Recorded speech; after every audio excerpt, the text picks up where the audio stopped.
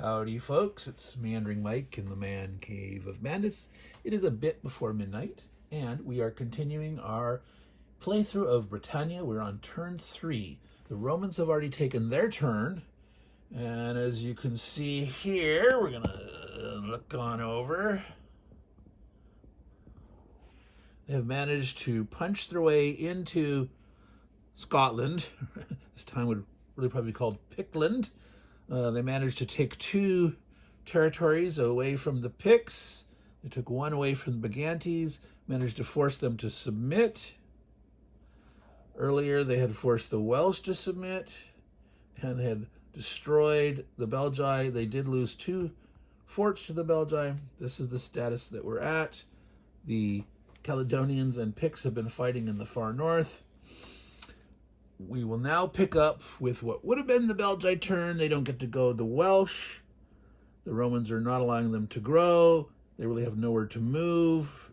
Nobody they can attack since they can't attack the Romans. So they just sit.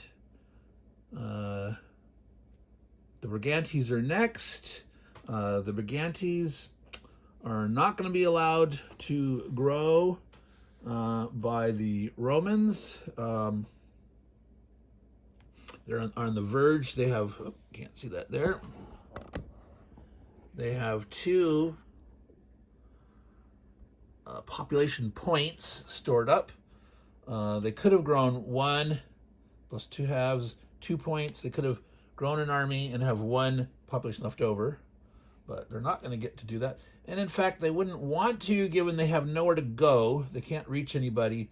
They're at 6 armies. Their population limit for 3 territories are 6 armies. So you have to pay attention to that. You can elect not to grow. If you get enough points, you can say, no, I'm not taking it. And you can cap out at 2.5 and save up the excess. Well, that's if you normally could move and go somewhere, you would want to take it because you could go out and attack. But in this case here, they would have nothing to do with it. But all right. So what do the Brigantes want to do? I'm going to go ahead and zoom in a little bit there. Do we want to reorganize? So even though they can't attack anybody, it's like, do we maybe want to shift an army into Cumbria for as future guys showing up? This turn, only the Irish could potentially land. The Irish are another red nation, though, so it's like, makes no sense. The Irish have a limitation. They can only land from Cumbria south and potentially, you're not seeing my hand gesture, from Cumbria, they can potentially land anywhere along the coast. And when you are a raider, you can go inland. You can move 1 sea province and go inland. But if you raid in either of those cases, you go back to the sea zone you started from. One of the options for a raider is to move 1 sea zone and relocate. So the Irish could do that to set up for the English Channel. Next turn, the Irish are going to get 2 more people here in the Atlantic Ocean. The advantage of having 1 guy in the English Channel is that guy could raid and move over to the Phrygian Sea. I'm going to zoom out so you can see this a little better here. So the Phrygian Sea, there's the border of the English Channel. This guy could land anywhere along here. They're limited to Cumbria all the way up to York. I don't know if York is here. So that's the area that the Irish can land in. They can never land farther north than that. They could potentially land and move farther north, but they can't land that far north. All right, so the big question right now for the Irish is, it's been a little, they only got 1 unit, but do they attack now? Do they try to raid? They can get points for raiding. Each non-Irish army destroyed while they are raiding, and the surviving attackers return to sea. So when you're a raider and you go inland, you can elect to stay and turn into an invader. You stop raiding. You've invaded. Boom. you can occupy. You can't go back to sea then. So it's saying if they raid and go back to sea, they can get a point for having destroyed an army.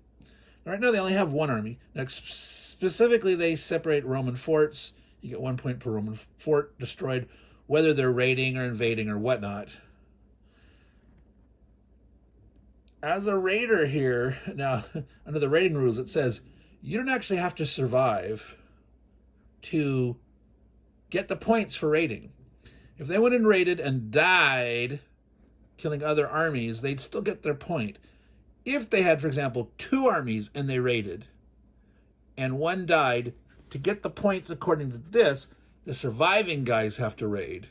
But if they get totally wiped out, they didn't leave anyone as invaders on the ground. Okay, that's sort of what this is saying. So that sounds a little convoluted, but it makes sense once you read through it. All right, so do we want to raid with the Irish? Upcoming, turn 4, next turn, not this turn, they can score up to 2 points for any of these listed territories here. Avalon, Cheshire, Cornwall, Cumbria, Devon, Dyfed, or Gwynedd. Now, Gwynedd and Dyfed, Gwynedd and Dyfed are in Wales. So they probably don't necessarily want to attack Wales now on turn 3 with small even odds. The Welsh on turn 4 just might readily and probably would attack, get back their territory. So yeah, you may have killed the Roman fort, but I'm going to knock you out of my area. So they probably wouldn't hold it, at least not here. They probably don't want to attack a place like Cornwall, which is the Highlands. Avalon's possible. They can go here. And what was the other ones? Cheshire, which is here, which right now is occupied by a bunch of Roman armies. Assume those Roman armies might go. So they certainly don't want to land there now. So it sounds like they don't want to land now. It just doesn't make sense. They might kill a fort. They could maybe land later. But they're going to get 2 more armies in the Atlantic next turn. Now, what I'm going to do with them is I'm going to have them move and rebase in the English Channel. One of the options given to raiders. Move 1 sea down, stop, rebase, and in there. This will allow them next turn. They can raid, and they'll have 2 more armies here. They can say either, oh, I'm going to move back here and raid here. They can stay here and raid. Or they could come over here and potentially raid. So maybe they end up raiding Norfolk of all places or something. It gives them options. They have some options there. And they can always come back to help these guys and attack and land if they want to. They can still come into Avalon or whatever. So this just gives them a little more flexibility. All right. So that's the Irish turn. Okay. Spend a little more time on that than I want to do, but that we haven't had a chance to talk about raiding yet and some of the implications. And that is the complication with the sea zones. You can, land and potentially move farther inland if there's an option. So, for example, if North Mercia was empty, let's start. If Weiss was empty, for example, this raider guy from here could have moved inland. That's 1. And then say raided into North Mercia. And if he survived, he would come back as a raider all the way back. So he went into, he'd come back to his sea zone. If he actively raided from here, he could go to the English Channel, say hit Sussex, and then he'd come back here. In this case, we are rebasing to an adjacent sea zone so that next turn when we have more guys, we have a little more option. We could combine all 3 together on either of these, or these 2 guys could do something here, and he could slide all the way around and raid inland from the Phrygian Sea. All right, so that was the Irish turn. No, sorry, I jumped way ahead. I jumped from the Picts, the Brigantes, to the Irish, talking about them.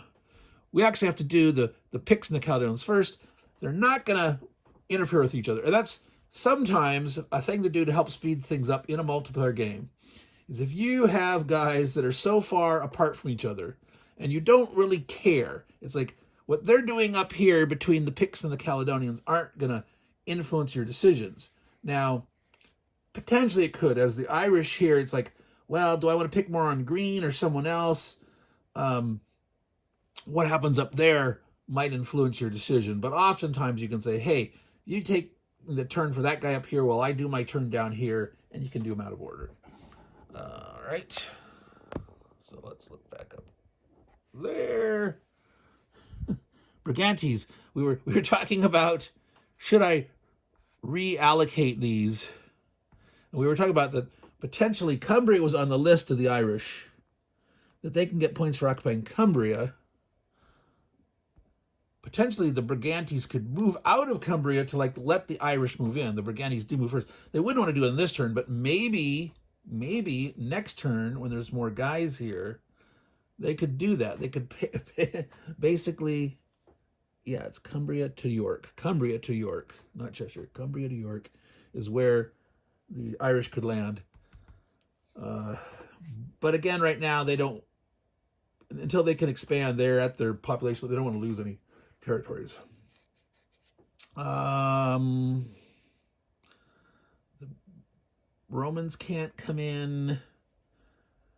We're going to have Scots showing up. We're going to have Angles and Utes and Saxons. Cumbria is actually relatively safe. But I'm just going to even it out like that. 2-2-2. I think Galloway with 2 in it. These all look relatively strong. That's good. All right, that was the Briganti turn. The Picts. The Picts can actually grow. 1, 2, 3, 4 territories worth a half point each. That's 2 points. It's just short, though. They have a half. I can't actually see that up there. They're way up here. That's a half point for the Picts. So 2.5. They're getting pop points, population increase points, but they weren't on the threshold enough to grow. If they had been a little more spread out or something, but they had their guys here that survived and retreated. They're close to growing again. It's highly unlikely the Romans on their next turn are going to want to keep pushing north. There's no more points they can score up there. So most likely they're going to come trying to fly back down south to try to protect these forts. Because turn 5 points, a lot of points here for the Romans to potentially still score. And so they want to head north. And in fact, maybe they had sent too much to the north. Not sure. That's debatable. That's all different strategy. And, in the long run, you could try to count and figure, maybe I should have done this or that. But the Picts. So, assuming, they probably want to spread out and go ahead and take Mar. Maybe the Romans would throw one guy into Mar just to take it away from him and, hurt the Picts' ability to grow or something. They might as well go there. Highly unlikely that there, but here, so Caledonians. Now, the Scots are going to be showing up next turn. The Scots go after, so they don't have to worry yet about where the Scots might be able to land. So the question is what to do with this spare army. Do we leave it here? This is more of an issue. If the Caledonians grow again and try another, 2-to-1 hit or something, this is more isolated. If there's just one guy here and they try to come out here, with all these Picts around here, they could potentially jump on him a lot stronger. So we could say maybe it's more important to put one guy way up here.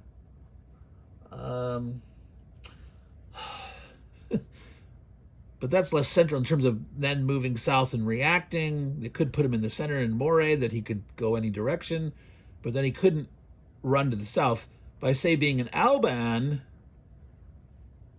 when these guys clear out, he's next to here. He could potentially be hitting a fort area that's in the open instead of the the hill. And so assuming if the Romans have all left, it's going to be easier for them to kill the fort here than here, because this they can hit on a 5 or 6, well here they'd only hit on a 6. So I'm going to play it that way. I'm thinking let them be on the border. They could go either way. They could go back up to Skye. Yeah, in the far future, Albin's worth more points, but as we saw in an earlier turn, this gets them the chance to potentially do things heading down this way. All right, that's the Picts turn. The Caledonians up there. I'm gonna zoom in so you can see a little better. The poor Caledonians way up there have their 2 little islands, 2 half-point islands for growth. That gives them 1, so they actually grow. They were in the 2 zone, so they're back down to the 0, but they get an army, Caledonian. So they have to decide where to put it, Hebrides or the Orkneys. Yeah. So in hindsight, if they had not attacked earlier and saved the guy here, they could have grown and they could have attacked with more to have better odds. Maybe they should have done that. They have to worry. The Scots are going to show up. The Scots are going to want to get their fingers into that area. But I'm not sure. Let's take a quick peek. We haven't done that yet. All right. What are the Scots? Because on turn 4. All right. There we go. It's turn 4. Any area. Each area 1. Doesn't matter where, if they're able to land by turn 4. Each enemy army destroyed while raiding. So it doesn't matter who or when or where. On the top, the Scouts can never score points for areas south of Lothian or Galloway. So Galloway and Lothian are right here. So the Scots can only score points in Scotland and those 2 provinces bordering Scotland. So they'll never get any points down here. I'll zoom back out. Yeah, so Scotland and the border of Scotland, that's the area that the Scottish can score points. Eventually, like a turn 7 and up, Dalriada, Dunedin, and Skye are with 2 each. Dunedin, Dalriada, Skye. So this part is worth 2 and each other 1. So this is their main point scoring area here. So they're not incented, like they could get points up there in the far northern reaches of Caledonia, but there's no real incentive as much long term for them to go there. They'd rather keep their points down here. So it will take 3 turns. You know, at a point a turn. Every 3 turns, the Caledonians could get 1 more army. Then their odds are much improved. So if they come in and the Picts select to attack, it's like, do I roll a 6 before the Picts do? The Picts might decide to retreat and let them have it. Or they're stubborn and they fight.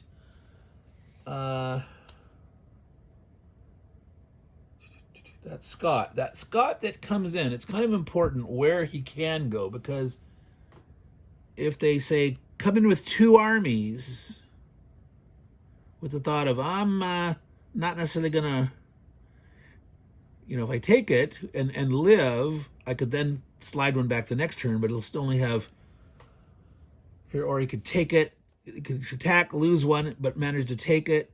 The Picts will not be able to retreat up to there because this is where the attackers came from.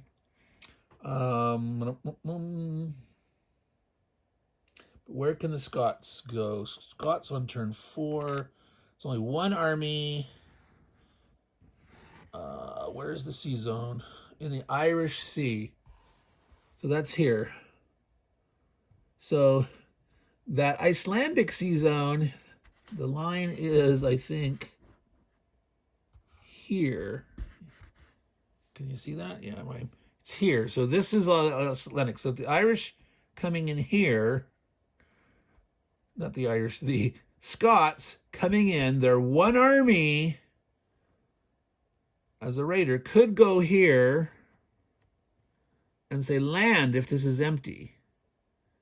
Could raid, but they could decide to stay. Does it say must raid, only raid? All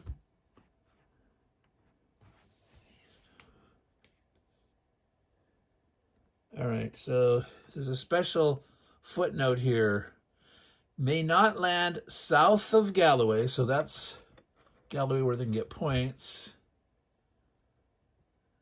nor east of Caithness and the Orkneys. So here's Caithness and the Orkneys. Here's east of. So they're saying up this coast from Galloway, you can land in Caithness or the Orkneys, but not east of. So you can't go into Moray or Mar. You can't go around and land here because that's adjacent over here. So they can't land that far away, but they could land there. So it is dangerous to try to attack and do this. Would the Scots, do the Scots feel the need to pick on green that much? Probably not. The Scots are purple.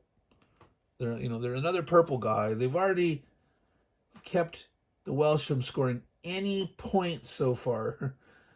They're not going to get any points until turn 7 because the Romans disappear at the very beginning of turn 6, so after turn 5, and they didn't get any chance to kill any Romans, any Roman forts, nothing. They can't attack them, period. So green has not scored any points. Caledonia, point-wise, coming up on turn 4.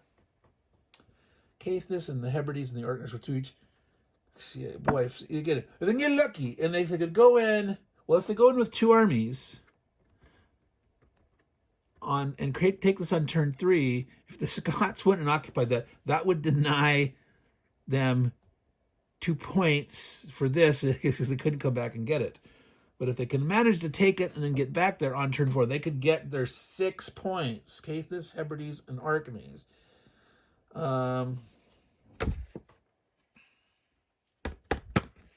So this is where if you were playing an actual 2-player game, you could talk some kind of deal. You know, what you gonna do? You know, I'll keep pounding away on the Picts. Do certain stuff. And maybe the Picts are talking to the purple guys. Hey guys, you know, look, I'll not try to kill all your forts or something, or I won't go into Lothian. If I take this, I won't push on farther down. If you, if they attack me, you go ahead and occupy the Orkneys, and I'll promise you, all that's possible. I think the Caledonians are mad and pissed, and they can't help themselves. They're going to do it. They don't know about the Scots coming. They don't know, but we're going to try this. In a later version, I believe that the latest, or at least in Dual Britannia, you can retreat even when after you've won. You can retreat part of your armies back there. So if they won here, took this without losing any, they could retreat one back to where they came from and leave one here occupying. But in the current rule set that we're playing, if the defender vacates, either because they're destroyed or they retreat, the attacker has to stay. So, you could go this and go in and be at huge disadvantage because you're going to need a 6 to hit, and they hit in a 5 or 6. And here it's like 2 chances for 6, and they have a chance for 5 or 6 back. We're going to do that. It's probably foolish, especially in light of having lost the last one, but they haven't learned their lesson yet. Third time might be a charm. All right, let's get this old dice tower here in position. Guys are saying, well, I see some action here, man. You're talking too much, Mike. All right, sorry, folks. Action. So, 2 dice. The black dice are the 6s, needing 6s for the Caledonians. The red dice is the Picts, needing a 5 or 6. Here they go. They can't help themselves. All right, they managed to do it. They get a 6. They kill the Pict army. here. They succeed in killing it. They, however, occupy it with 2. So they've at least traded 1 for another. If they lose the Orkneys to the Scots, that's okay. Scots might not want to go over there, given they're going to get more armies later. They might want to keep them together, try to stay in the south area or something here. Here's their points. So in terms of the Scots trying to score some turn 4 points, well, they're not going to. It was Dradlian, Dunedin, and Skye. Yeah, so actually this is a target. Skye is probably where the Scots are going to be interested in trying to take themselves. So the Picts almost certainly, if they hadn't gotten killed, or if they probably would have retreated to Skye after that round. All right. Picts, Caledonians. Now the Irish would get their turn normally as we moved them here. So that, folks, is the end of turn 3 of Britannia. All the northern folks doing their stuff. That was a little long, a lot of rambling, a lot of meandering through the topic there, but we did discuss raiding at large and the ability to,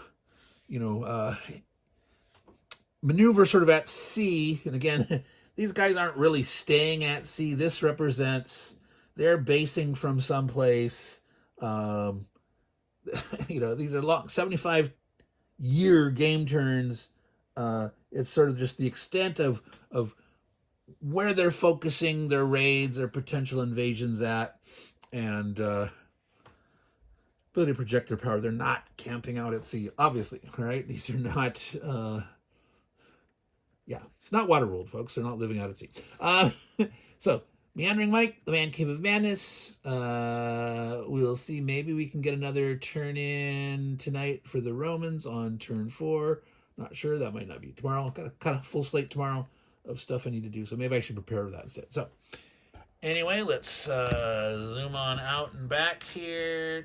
Take a look. There we are. Britannia. There's the island. Meandering Mike, Man Cave of Madness. It's now after midnight a fair bit. And all you good folks out there, take care and ciao.